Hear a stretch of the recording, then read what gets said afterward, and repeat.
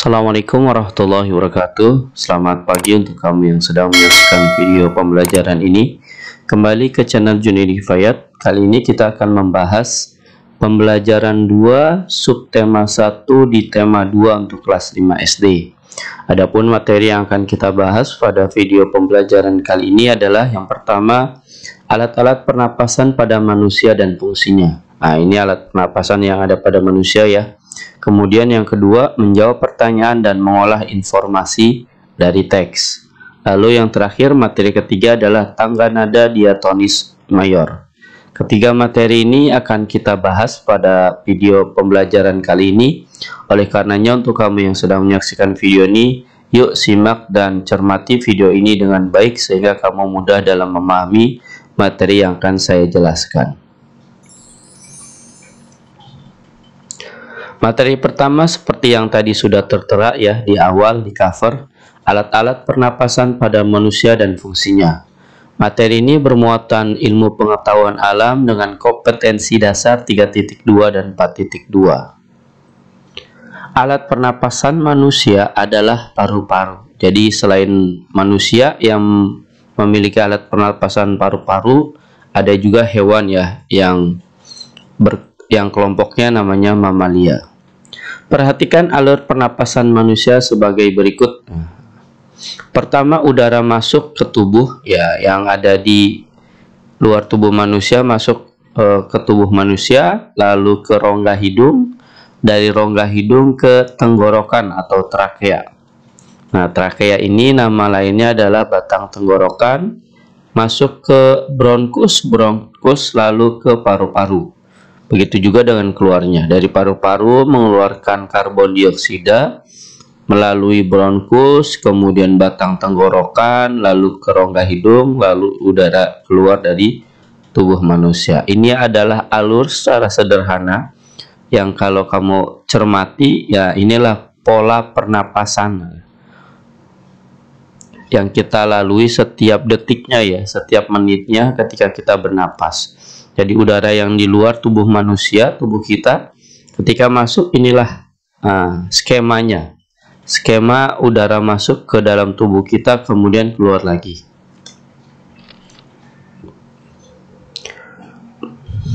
Perhatikan bagian-bagian tubuh yang berperan dalam pernapasan serta fungsinya. Nah, kita perhatikan di sini ada gambar ya, gambar manusia beserta dengan organnya. Nah, di sini ada rongga hidung yang tadi masuknya udara, lalu ke rongga hidung ke batang tenggorokan. Nah, di sini ada faring, lalu ada rongga mulut di sini yang buat makan yang kita gunakan untuk makan. Ada laring, nah ini ada trakea. Nah, dari rongga hidung masuk ke trakea batang tenggorokan yang gambarnya putih ya, putih hitam ini. Lalu inilah namanya paru-paru, dari trakea ke bronkus ya, bronkus. Kemudian di sini alveolus. Nah, ini kita lihat fungsinya dulu di sebelah kanan ini. Hidung. Fungsi hidung yang kita miliki adalah yang pertama menyaring debu atau kotoran yang berasal dari udara. Di mana posisi menyaringnya di rongga hidung, yaitu dengan adanya rambut-rambut halus yang ada di rongga hidung kita. Nah, itu makanya fungsinya dari rambut-rambut halus adalah untuk menyaring udara yang masuk dari debu dan kotoran. Kemudian kedua adalah penyesuaian suhu dan kelembapan udara untuk memudahkan proses penyebaran gas dalam tubuh. Jadi kalau kita mau memasukkan jari kita ke dalam rongga hidung kita, semakin dalam itu ada yang namanya cairan atau lendir, makanya agak basah di hidung kita. Nah, ini adalah proses penyesuaian suhu dan kelembapan. Makanya jangan sekali-kali sampai rongga hidung kita itu ya luka atau rusak, sehingga kedua fungsi ini tidak akan terjadi, tidak akan berhasil ketika rongga hidung kita mengalami sesuatu hal yang rusak. Kemudian yang kedua adalah trakea atau tenggorokan atau batang tenggorokan. Fungsinya adalah yang kalau kita lihat di sini ya, ini trakea, penghubung antara bagian dinding penghubung antara bagian hidung dan paru-paru. Nah, jadi antara bagian hidung dari sini sampai sini sampai laring ya, dengan paru-paru. Nah, ini udah bagian paru-paru nih, masuk ke sini bagian paru-paru. Inilah fungsi dari trakea. Lalu yang kedua fungsinya adalah penyaringan kembali. Nah, disaring yang kedua kalinya ketika udara masuk dan mengantarkan udara tersebut ke paru-paru. Jadi pertama di hidung disaring, kemudian di trakea pun disaring, agar yang benar-benar masuk ke dalam paru-paru itu benar-benar udara yang bersih. Nah, kemudian yang ketiga adalah paru-paru terdiri dari bronkus, bronkiolus, dan alveolus. Bronkus adalah dua percabangan dari trakea. Nah, ini kan trakea bronkiolus di sini ya. Ini percabangan nih, percabangan di kiri dan kanan. Kalau kita perhatikan ya, bronkus, di sini maksudnya bronkus ini adalah dua percabangan dari trakea menuju paru-paru kanan dan kiri. Bronkiolus adalah percabangan bronkus. Alveolus adalah ujung bronkiolus. Di sini ya, ini ujungnya, ujung alveolus, ujung dari bronkiolus, yang berfungsi sebagai tempat pertukaran oksigen dan karbon dioksida. Jadi di sini atau di sini di ujung-ujungnya, di ujung-ujung setiap yang bentuknya seperti ini adalah tempat pertukaran oksigen dan karbon dioksida yang ada di paru-paru. Jadi inilah fungsi yang ada pada bagian organ pernapasan pada manusia. Oleh karenanya mudah-mudahan dari rongga hidung ya sampai dengan paru-paru kita tidak mengalami masalah, melainkan sehat walafiat. Kemudian kita lanjutkan ke materi yang kedua, menjawab pertanyaan dan mengolah informasi dari teks. Materi ini bersumberkan pada muatan bahasa Indonesia dengan kompetensi dasar 3.2 dan 4.2. Terdapat beberapa pertanyaan yang harus kita jawab agar kita lebih memahami isi teks.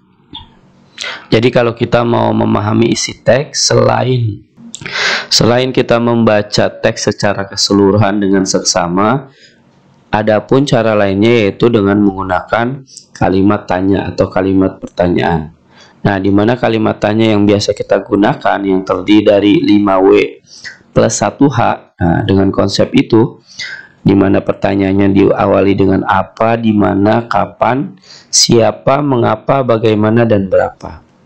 Apa, kata tanya apa itu digunakan untuk arahan jawabannya itu kepada nama-nama benda, sebab, akibat, judul, dan tema.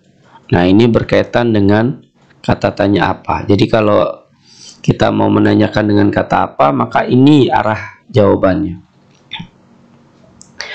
Misalkan, apa judul bacaan tersebut? Nah, ya, seperti itu ya. Maka di sini kena judulnya. Kemudian kata tanya yang kedua adalah di mana. Di mana itu arah jawabannya, kalau nggak tempat pasti latar, karena berkaitan dengan latar. Latar itu terbagi menjadi 3, latar tempat, suasana, dan waktu. Lalu pertanyaannya adalah yang ketiga, kapan.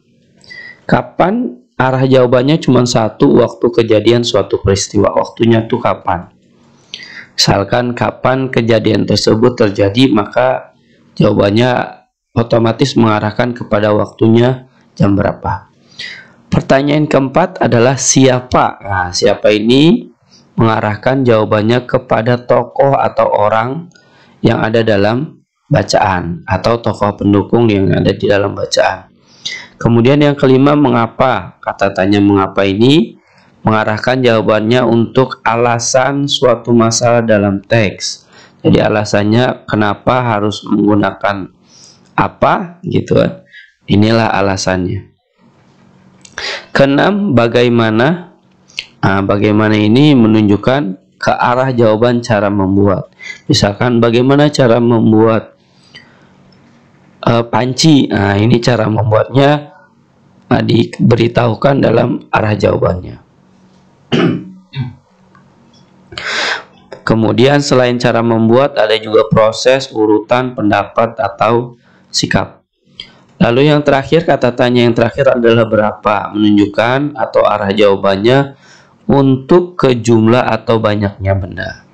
Nah, inilah kata tanya yang sering kita gunakan atau sering kita temui ketika kita setelah membaca teks secara keseluruhan yang ada pada buku bacaan, yang ada pada buku pelajaran kita.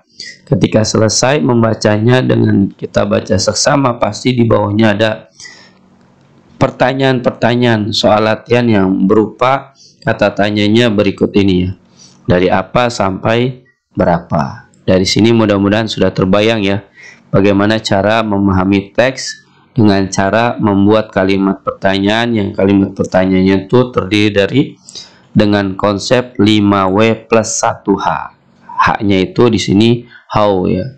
Bagaimana. Lalu kita lanjut ke materi yang ketiga dan sekaligus materi yang terakhir. Tangga nada diatonis mayor. Nah, materi ini adalah materi bermuatan SBDP dengan kompetensi dasar 3.2 dan 4.2. Tangga nada adalah urutan nada yang disusun secara berjenjang. Jadi kalau ada nada yang disusun secara berjenjang, maka namanya adalah tangga nada. Tangga nada ada yang disebut dengan tangga nada diatonis. Adalah tangga nada atau rangkaian 7 nada dalam satu oktav yang memiliki susunan tinggi nada yang teratur. Adapun nada-nada pada tangga nada diatonis mayor berjaraknya seperti ini nih. 1 1 setengah 1 1 1 setengah. Ini nada yang dihasilkan dari tangga nada diatonis mayor. Jadi setiap tangga nada beda-beda ya. Ini kalau tangga nada diatonis mayor, nanti ada pula tangga nada diatonis minor. Jangan sampai tertukar atau terbalik. Ciri-ciri dari lagu dengan tanda nada diatonis mayor adalah yang pertama bersifat riang gembira. Jadi ceria. Kemudian bersemangat. Contohnya adalah banyak ya. Nanti kita sebutkan contohnya. Lalu yang kedua, biasanya diawali dan diakhiri dengan nada do atau C. Dan inilah contoh atau ciri-ciri ya, yang kalau kita perhatikan dari tangga nada diatonis mayor. Hanya 2 cirinya. Kalau bersifat gembira, riang, maka lagu tersebut adalah berupa tangga nada diatonis mayor. Kan lagu itu terkadang kalau kita perhatikan ada yang sifatnya riang gembira, ada yang sifatnya sedih. Dan itu kita dapat langsung membedakan tangga nada mana yang digunakan. Contoh-contoh lagu bertangga nada diatonis mayor yang pernah sering kita nyanyikan adalah yang pertama Hari Merdeka, Garuda Pancasila, Maju Tak Gentar, dan Indonesia Raya. Ini contoh lagu wajib yang menggunakan tangga nada diatonis mayor. Misalkan kayak Maju Tak Gentar ya, beriramanya semangat. Maju tak gentar, membela yang benar. Nah, tangga nada ini tangga nada diatonis mayor. Lagunya bernada semangat dan gembira. Ciri khas dari tangga nada diatonis mayor. Mudah-mudahan dari sini, dari ciri-cirinya, dari pengertiannya, dan dari contohnya kamu sudah terbayang dan memahami tangga nada diatonis mayor. Setelah kamu menyaksikan video ini dari awal hingga akhir, dari materi pertama sampai dengan materi yang ketiga, silakan kamu jawab ya. Soal latihan ini terdiri dari 4 soal, di mana soal-soal ini diambil dari video pembelajaran kita kali ini. Jawablah dengan jawaban yang benar dan tepat. Silakan mengulang kembali video pembelajaran ini dari awal hingga kamu menemukan jawaban yang kamu inginkan. Selamat mencoba, selamat mengerjakan. Saya doakan kamu bisa dalam menjawabnya. Jawablah sesuai dengan kemampuan kamu sendiri tanpa harus meminta dan menerima bantuan dari orang lain. Saya doakan kamu bisa dalam menjawabnya dengan jawaban yang benar dan tepat. Demikian pembahasan kita pada video pembelajaran kali ini. Semoga dengan menyaksikan video ini kamu dapat menambah dan memperbanyak wawasan kamu terhadap materi yang sedang dipelajari. Terima kasih. Wassalamualaikum warahmatullahi wabarakatuh.